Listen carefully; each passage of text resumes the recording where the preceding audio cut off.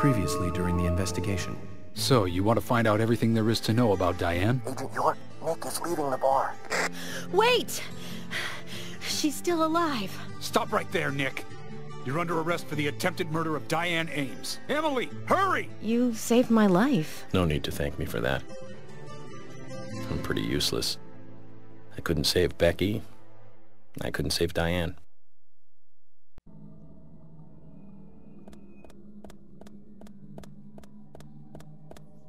Hello, and welcome to episode 29 of my playthrough of Deadly Premonition. This is Conservative Cat. Last time we had left off, we had just seen a rather disturbing hallucination of Emily. Along with York's father. So what do you think? Foreshadowing, or think it's just York going crazy?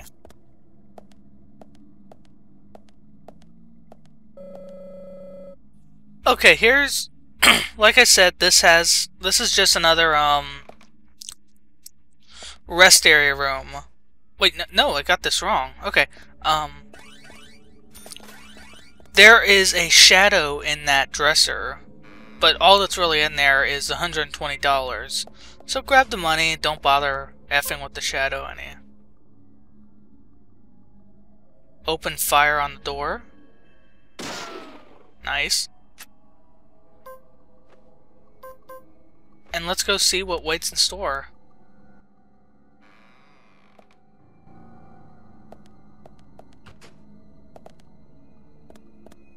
Not much of a diversion. But we got a spare extra large med kit, so let's send it to the toolbox, because, I mean, it's a full heal. No sense in just wasting it, right? Let's get back on the main track. I will say it did take us quite a bit out of our way, which is a lot less linear than I was expecting. I should probably remind you where we are. We are in Harry's mansion right now, exploring after getting the docs from the sheriff's department. It also looked like Thomas was being a bit suspicious. He's missing right now. And the ritual was in his handwriting. Anyways, this is Harry's room, and the last room in the dungeon, pretty much. There's no boss here, or no sort of shadows, but there is a minor challenge. There are two red buttons over here. When you hit one, a countdown will start, and you'll be expected to run and hit the other one to proceed. You have to sprint there because you do not have much time at all. But it's easily doable.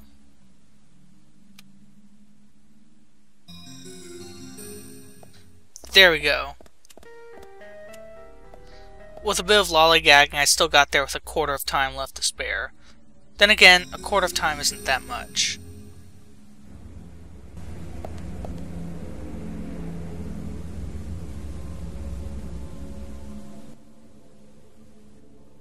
Okay, let's go see what Harry has in store for us. I'm going to warn you right now, there's like 15 minutes of cutscenes coming up.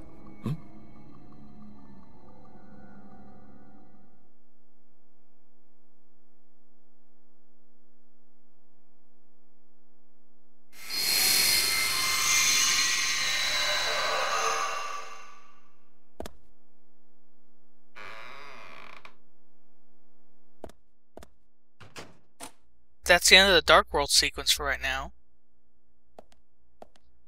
Now, once we go talk to Harry, there's going to be a very large cutscene, but there's still going to be footage after it. Not much, but there is something.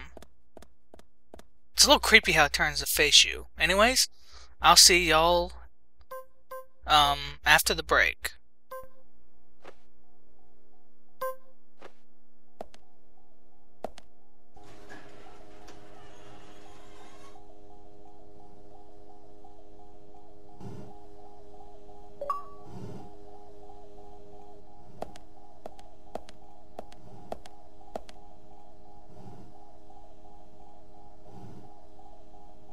Zach, Looks like we're out of the countryside and back in civilization.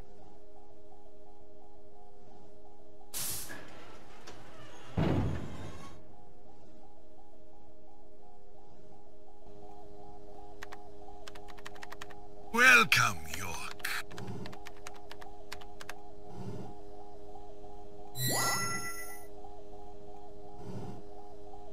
I brought the documents. Just what is going on in here? I warned you about haste. Take it slow. You'll lose sight of what's important if you just rush past it. As an agent of the FBI, I'm sure you know. So many people have got it all wrong. They think speed is the key. That being first is the best. They want speed, and are satisfied with what the speed brings. Even if it means that they miss so much on the way, they don't even see that. I see everything that they don't. From here, I see it all. Then, when the time comes, I make use of what I've seen. I can get whatever I want in this way. Anything at all.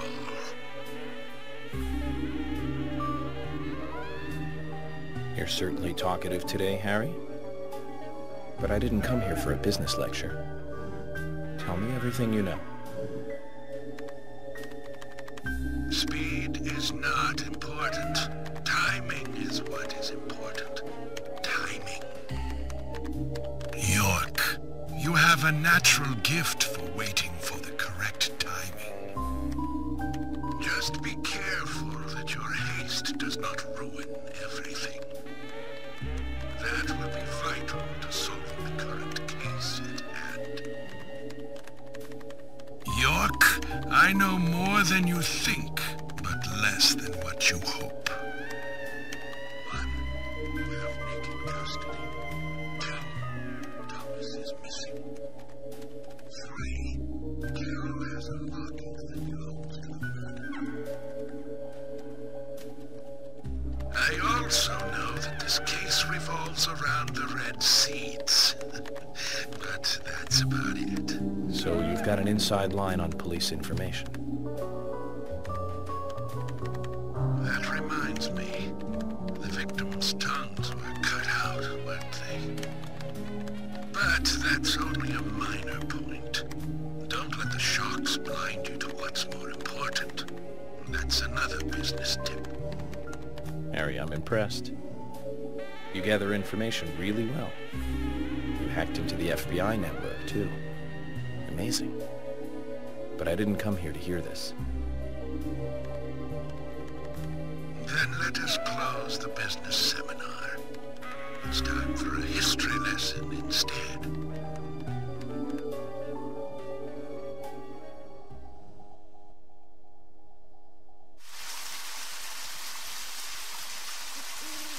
I remember it as though it were yesterday, if you'll pardon the cliché. It was dark, rainy, a foggy night.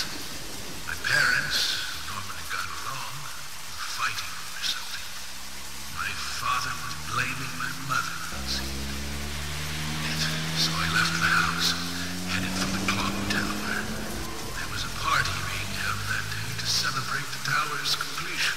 I wanted to see the town from above, so I decided to climb the tower.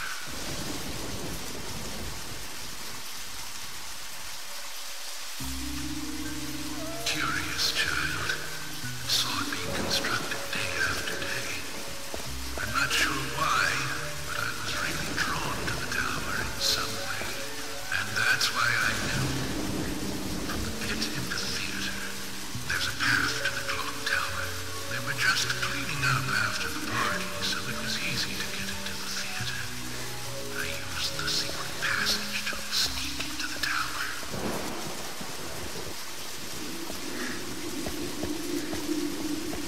But when I reached the top, I saw something very strange.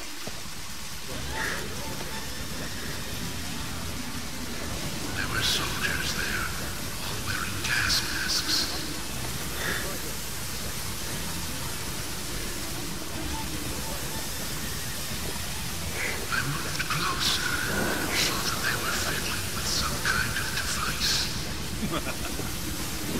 Thomas was emitting purple smoke outside.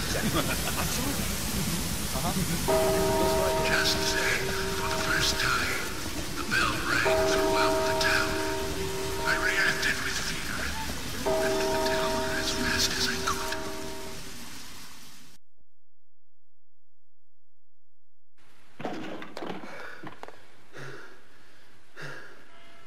When I got outside again, the purple fog was spreading. I covered my nose and mouth and ran home. I unconsciously counted the number of times the bell rang. After the 12th time, the bell did not stop ringing. It rang a loud 13th time.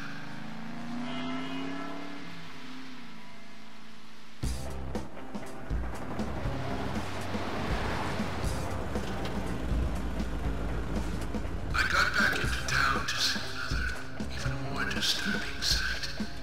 The people were attacking and killing each other, rampaging as though insane.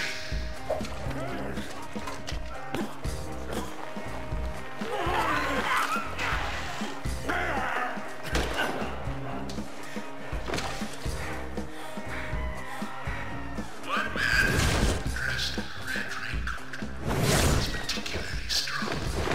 Anybody who attacked him was killed in an instant.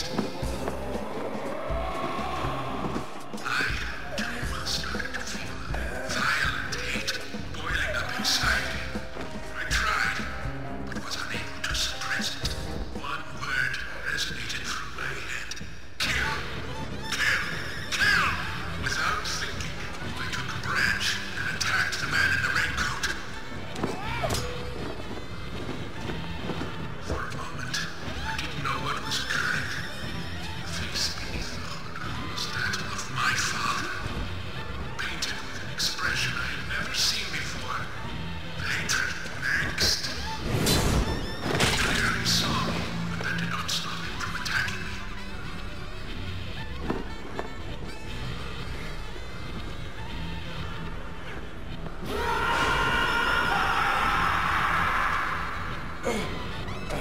He knocked me out, and I fell to the ground.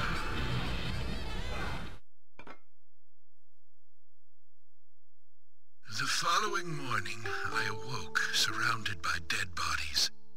It wasn't raining anymore, and the purple fog was gone. I couldn't believe what I saw and what I myself had done. But even worse things were waiting for me when I got home. My mother was dead, killed, presumably also by my father.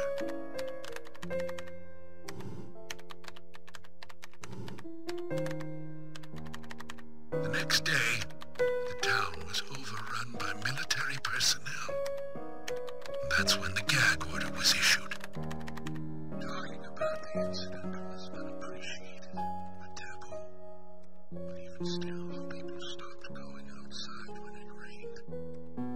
Country folk are very patriotic. We never tell our children about what happened. But these things find a way out of even the tightest of lips, in parts. People only speak of the killer in the red raincoat, which is where the legend of the Raincoat Killer comes from. Quite a story.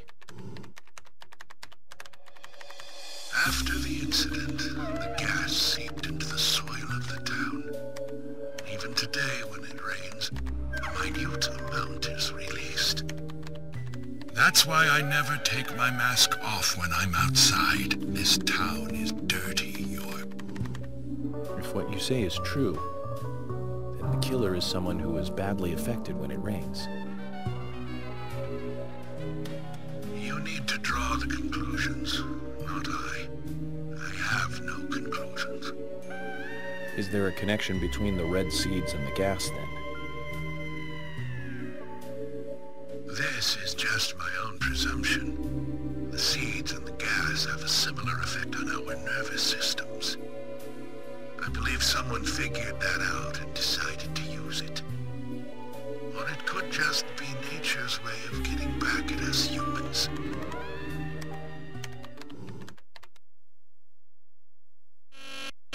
York! Good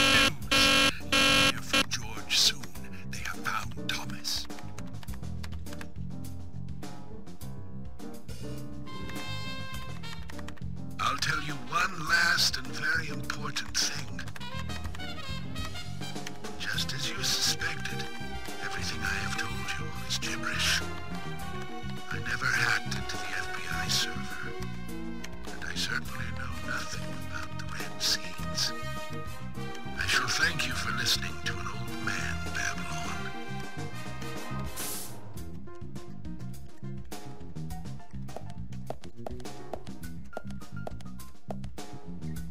Let me ask you one thing then, Harry.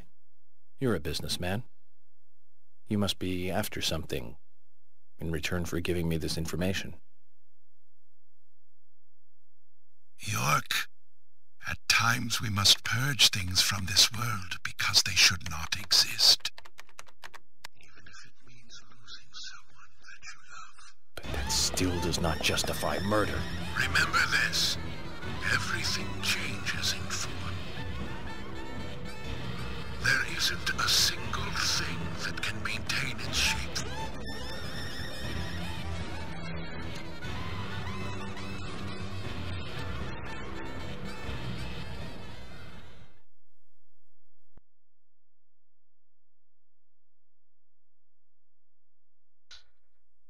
Whew. That was a long cutscene, wasn't it? About 10 minutes worth of cutscene, at least. Some things I'd like to point out. That fat soldier was built a lot like Kaysen, wasn't he?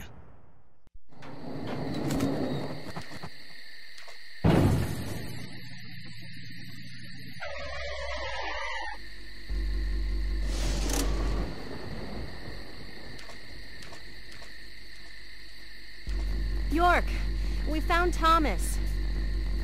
Ah, he's at his house, right? How did you know that? Timing, Emily.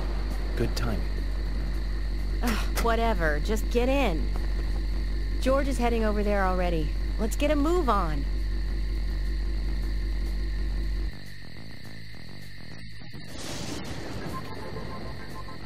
Now is for Thomas to fill in the blanks in our new legend.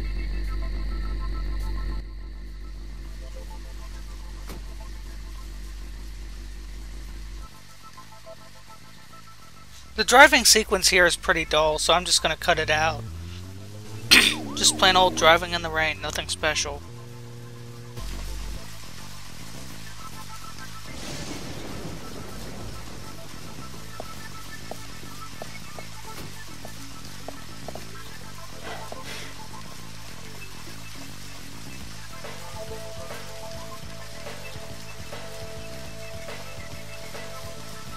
George, what's happening?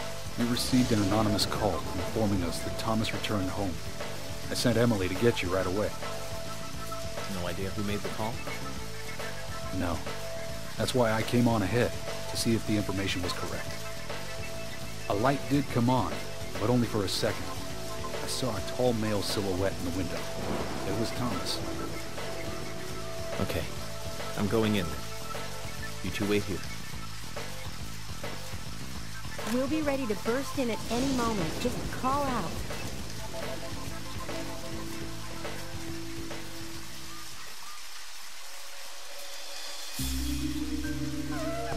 Zach, it's the same in the countryside after all.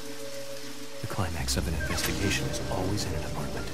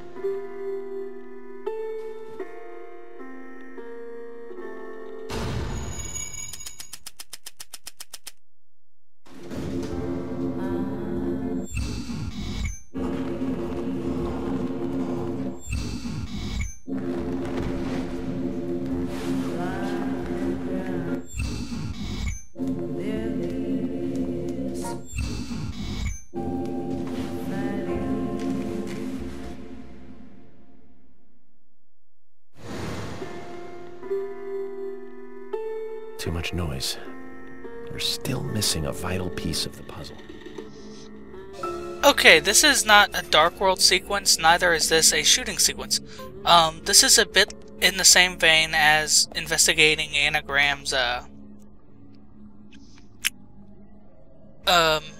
where they found the body. Just a harmless place where you can dig around, pick up some free stuff, but most importantly, get clues for profiling.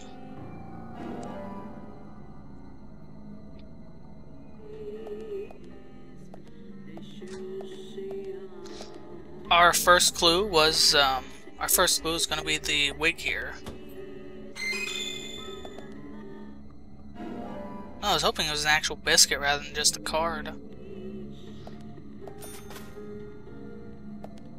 Okay. Let's grab our first clue.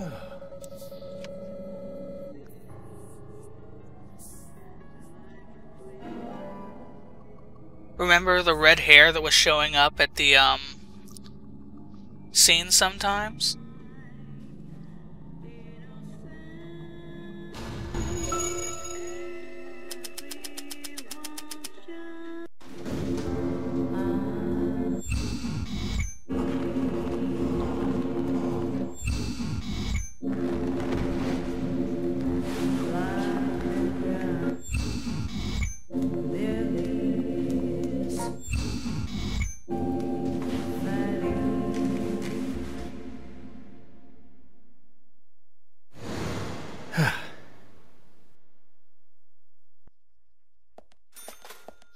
You know, from the profiling, it looks like Thomas was wearing the dress, doesn't it? Like in that, painting in Harry's mansion.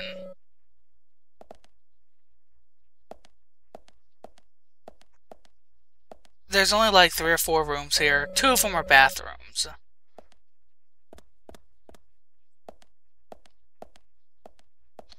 But that aside, he does keep a very clean apartment. Certainly cleaner than mine is. Since we're here, let's just steal some money from him.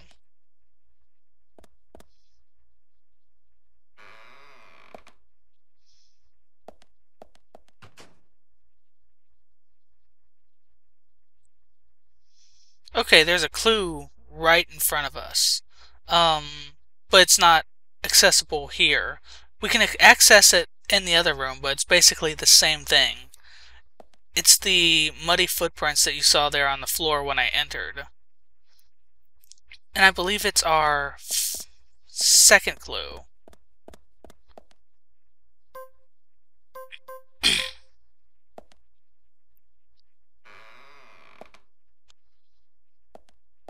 He does have a really, really nice apartment. And there are the muddy footprints clues right in front of us.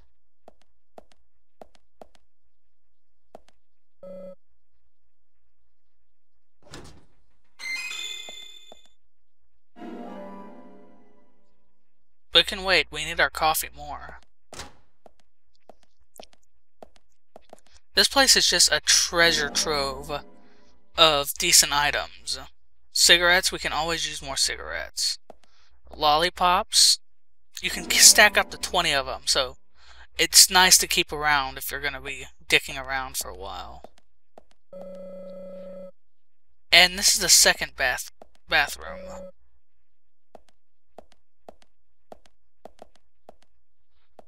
This is obviously someone else's apartment. I can't remember whose apartment it is, though. Not off the top of my head, at least.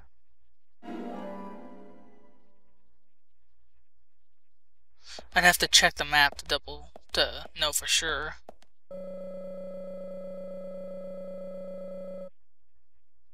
Oh, it might be, Carol. It might be Carol's apartment.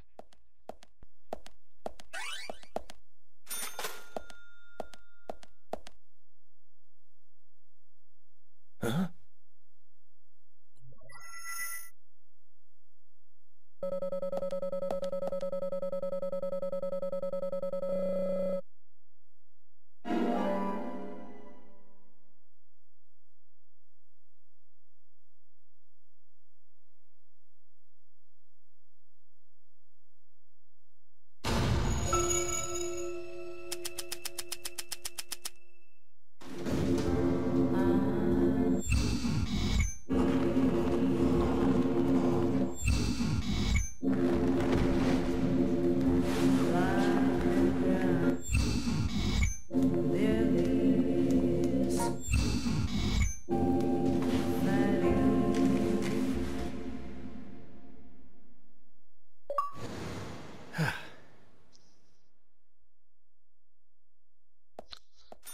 Yeah, this is getting a little disturbing.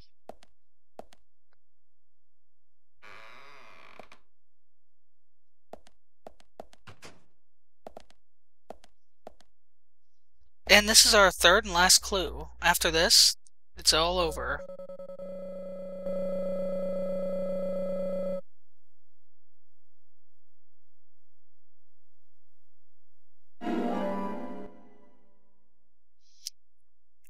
This means that someone else made the boot prints, not Thomas.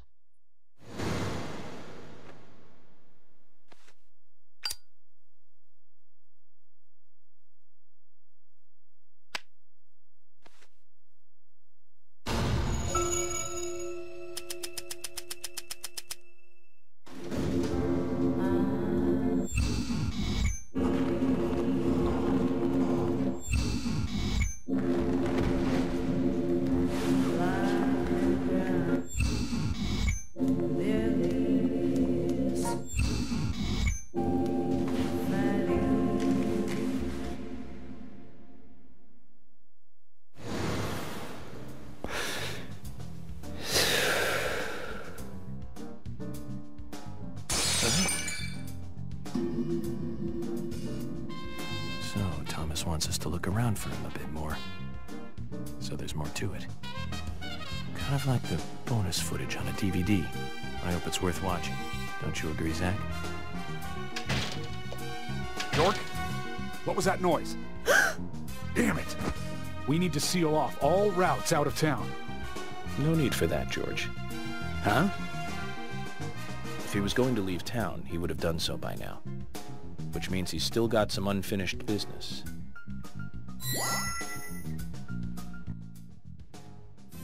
And that brings us to the end of episode 29 of my playthrough of Deadly Premonition. It's getting pretty intriguing now, guys. Can't wait to see what happens next. So I'll see y'all pretty soon. Thank you for watching. Have a good day.